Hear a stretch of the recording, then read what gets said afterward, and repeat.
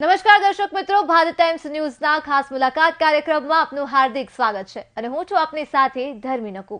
આજે આપણી સાથે એક એવા વ્યક્તિ આવી ગયા છે જે સમાજમાં ઉતરીને લોકોની સેવા કરી રહ્યા છે। તે પછી ધાબળા વિતરણ હોય, અંબાજી ખાતે કેમ્પ લગાવવા હોય, અનાજ વિતરણ હોય, લોકોને શિક્ષણમાં સહાય હોય કે સ્વાસ્થ્યમાં સહાય હોય, અમદાવાદ સિવાય પણ તેઓ અન્ય ઘણી જગ્યાએ પોતાની સેવા આપી જ રહ્યા છે। આપણે તેમની સાથે આજે વાત કરીશું।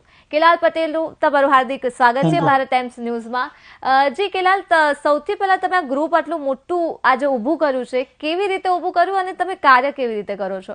સૌપ્રથમ હું ભારત ન્યૂઝનો આભાર વ્યક્ત કરું છું, જે મને સ્ટેજ આપવા બદલ એમનો ખૂબ ખૂબ આભાર। મારું ગ્રુપ આ 5 વર્ષ પહેલાંથી ચાલુ કરેલ છે। એમાં પહેલાં 5 સભ્યો હતા, અમે મિત્રો 5 હતા। એનાથી જોઈન્ટ કરીને ધીમે ધીમે બધી સેવાઓ 365 દિવસની અમને અનુકૂળ આવે એ પ્રમાણે ધાબળા વિતરણ છે, કુંડા વિતરણ છે, ચકલી ઘર છે, એવી અનેક પ્રવૃત્તિઓ છે। જરૂરિયાતમંદોને જે બી વસ્તુની જરૂર હોય, અમારથી થતી હોય એ ટોટલી સેવાઓ અમે ધીરે ધીરે ચાલુ કરીને હાલ અમે આ સ્ટેજ ઉપર પહોંચ્યા છે। હાલ અમારા ગ્રુપની અંદર 450 થી 500 યુવાનો છે। ટોટલી યુવાનો થકી છે, એમના થકી જ બધું ચલાવીએ છીએ આપણે। વિચાર ક્યાંથી આવ્યો કે આ સેવાનું કામ શરૂ કરવું છે? હાલ ચાલુ વર્તમાન કાળમાં દરેક જગ્યાએ જોતા આવ્યા છે આપણે કે દરેકને દરેક વસ્તુની જરૂર હોય છે। હાલ આપણે નીકળીએ કોઈ બી જગ્યાએ તો રસ્તામાં કોઈ બી નિસહાય વ્યક્તિ ઊંઘેલો હોય છે, એને કોઈ સહાય હોતો જ નથી, કે ધાબળો બી ના હોય, ખાવાનું બી ના મળતું હોય।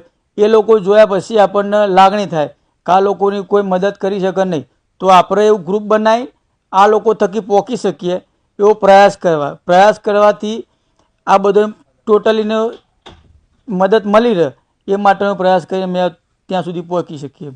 જી, તો તમે જે સેવાકીય કાર્ય કરી રહ્યા છો તેના માટે ફંડ કેવી રીતે એકત્ર કરો છો? ફંડ આમાં એવું છે, જ્યાં પહેલાં તો તકલીફ હતી અમને ફંડની, પણ ઓલરેડી હાલ મિત્રો ઘણા બધા મિત્રો છે, એટલે એક મેસેજ દ્વારા ગ્રુપની અંદર ગ્રુપ બનાવેલું છે।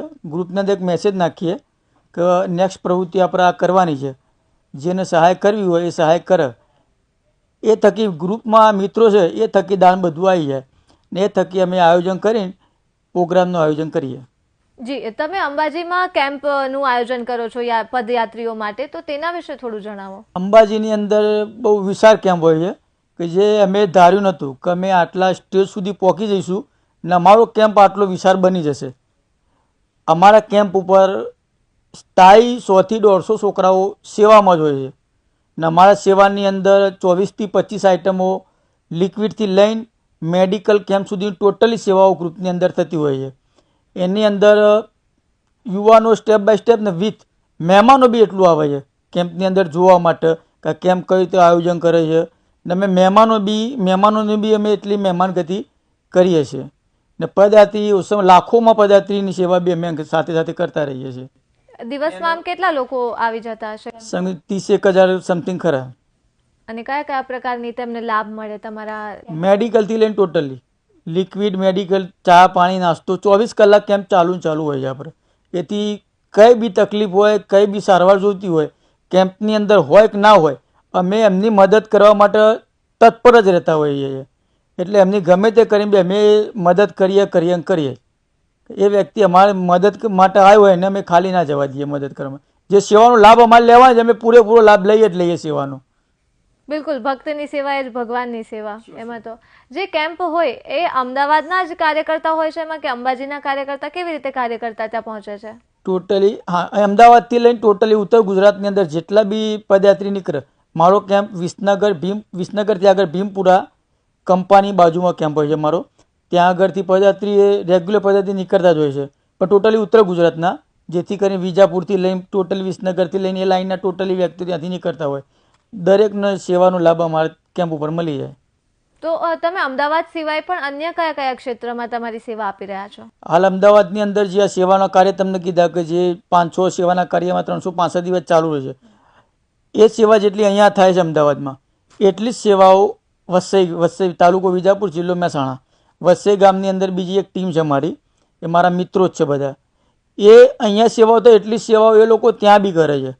આજુબાજુના વિસ્તારની અંદર જે વિસનગર છે, મહેસાણા છે, ગોઝારિયા છે, કુકરવાડા છે, બીજા ગ્રામ્ય વિસ્તારો હોય, દરેકની જગ્યાએ ત્યાં બી સેવાઓ એ લોકો પૂરી પાડે છે. જેટલી અહીંયા સેવાઓ થાય એટલી સેવાઓ ત્યાં બી લોકો કરે છે. બિલકુલ. અને લોકોને જો તમારી સાથે જોડાવવું હોય તો તે કેવી રીતે તમારી સાથે જોડાઈ શકે? મારું રતન સેવા ગ્રુપ નામનું એક આઈડી છે, એમાં મારો નંબર બી છે, ફોન કરી બી જોડાઈ શકે છે. એમાં વોટ્સઅપમાં બી ગ્રુપ બનાવેલું છે મેં, એમાં બી મને કોલ કરીને મારા ગ્રુપમાં જોડાઈ શકે છે. ને મારી કોઈ બી પ્રવૃત્તિ હોય એ ફેસબુકમાં, ઇન્સ્ટાગ્રામમાં ને મારું પર્સનલી વોટ્સઅપની અંદર એ એડવાન્સમાં જાહેર કરતા હોઈએ છે. 15 દિવસ 20 દિવસ પહેલાં મેં જાહેરાત કરતા હોઈએ છીએ.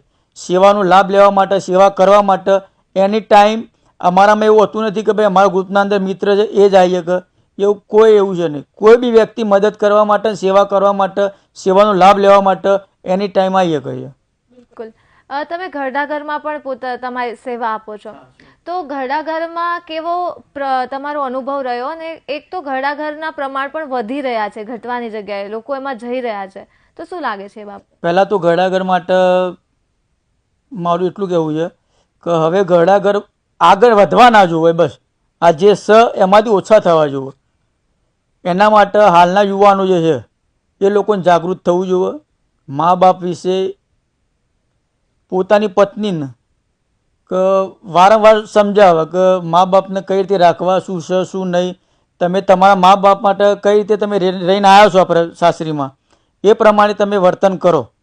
એઝ ઇટ એવું મા બાપને બી આપણે સમજાવવું જોઈએ કે એવું કોઈ વિરોધ હોય તો મા બાપને બી સમજાવીને કહેવું જોઈએ કે આ બી તમારી દીકરી જ છે, જે તમે તમારા ઘરેથી પરણાઈને મોકલી છે, એઝ ઇટ બીજેથી પરણીને તમારા ઘરે એ જ આવી છે, તો એને બી તમે એ રીતે વર્તન કરો જેથી કરીને આ પ્રશ્ન બંનેની ઘરની અંદર કોઈ ઝઘડાનું મૂળ ઊભું થાય નહીં. ના થવાથી ઘણા ઘરમાં મા બાપને આપણે મોકલવા ના પડે. ને બીજું વસ્તુ, મા બાપ શું છે, દીકરાને ને વહુને પરિવાર વ્યવસ્થિત રહે એના માટે એ લોકો જાતે કરીને ઘરડા ઘરમાં જતા રહે છે. એમાં તો અમુકના દાખલા એવા બી બને છે કે ઘરે જાણ કર્યા વગર બી નીકળી જાય છે. ઘરે બી છોકરાને બી ખબર ના હોય કે મારા મમ્મી પપ્પા શોધખોળ કરે, એના પછી જાણ થાય કે મારા મા બાપ ઓલરેડી ઘર છોડીને ઘરડા ઘરમાં જતા રહે છે. એવું એમ. તો તમે જ્યારે ઘરડા ઘરમાં જાઓ તો તમારો અનુભવ કેવો હોય? એ હાલ વ્યથા બહુ અલગ છે. ત્યાં આગળ જઈને એ લોકો બોલતા હોય છે, એમની વ્યથા આપણે સાંભળીએ, એમને જે તકલીફો પડી બધી સાંભળીએ, એનાથી આપણને બહુ બહુ દુઃખ થઈ જાય એમ. બિલકુલ.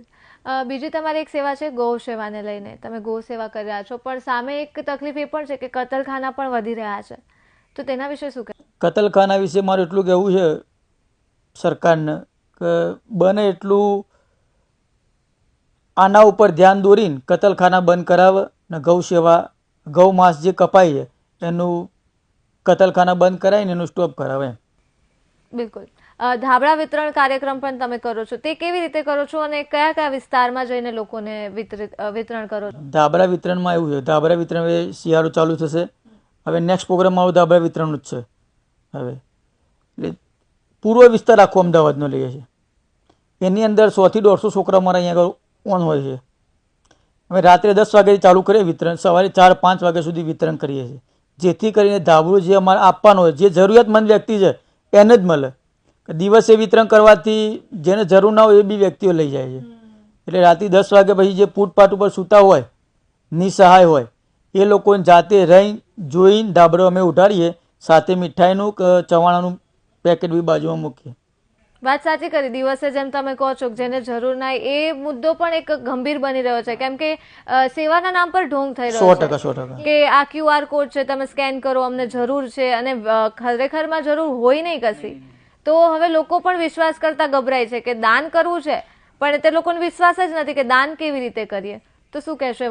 મારું કહેવું, એક દાન તમારે કરવું હોય, 5 રૂપિયા કે 50 રૂપિયા જે બી તમારે દાન કરવું હોય, પહેલાં ચેક કરો કે આ સંસ્થા જે છે એ કયા કયા કાર્યો કરે છે, સંસ્થા જોડે કોણ કોણ જોડાયેલું છે. તમને યોગ્ય લાગે કે આમાં દાન કરવા જેવું છે ને આપણે 50 રૂપિયા, 100 રૂપિયા કે 500 રૂપિયા જે આપણે લખાયેલા છે, કાપેલા છે, એ સારી જગ્યાએ વપરાય છે, એવું તમને 100% લાગે કે બરોબર છે, તો જ તમે જગ્યાએ દાન કરો, બાકી ના કરો એમ. બિલકુલ. અંતે લોકોને શું સંદેશ આપશો જેથી વધુથી વધુ લોકો આ સેવાકીય કાર્યમાં જોડાય, અથવા તો પોતાની રીતે વ્યક્તિગત રીતે પણ તેઓ સેવા કરે? હું હાલ યુવાનો માટે જ કહીશ કે યુવાનો જાગૃત થશે આ બધી બાબતે, સેવા માટે કે નુસંસથી દૂર થઈ જાય અને સેવાના માર્ગ ઉપર ચાલશે, તો જે સમય ખરાબ આવવાનું છે હવે એ સમયને રોકી શકશે તો યુવાન જ રોકી શકશે, બાકી કોઈની બીજા કોઈની તાકાત છે નહીં. હાલ યુવાન સારા રસ્તે ચાલશે તો જ પરિવર્તન આવશે, બાકી પરિવર્તન નહીં આવે, બાકી સમય આનાથી ખરાબ આવશે. બિલકુલ કેલાલ અમારી સાથે જોડાયા અને ખૂબ અદ્ભુત ચર્ચા કરી, તે બદલ તમારો ખૂબ ખૂબ આભાર. તો દર્શક મિત્રો, આજે આપણે કેલાલભાઈ સાથે વાત કરી અને જાણ્યું કે કેવી રીતે તેઓ સમાજમાં સેવા કરી રહ્યા છે, જુસ્સો વધારી રહ્યા છે, 400-500 લોકોની સાથે જોડ્યા છે અને હજી પણ વધુ લોકો તેમની સાથે જોડાશે. તો તમે પણ તમારી આસપાસ જરૂરિયાતમંદોની સેવા કરતા રહો અને જોતા રહો ભારત ટાઈમ્સ ન્યૂઝ.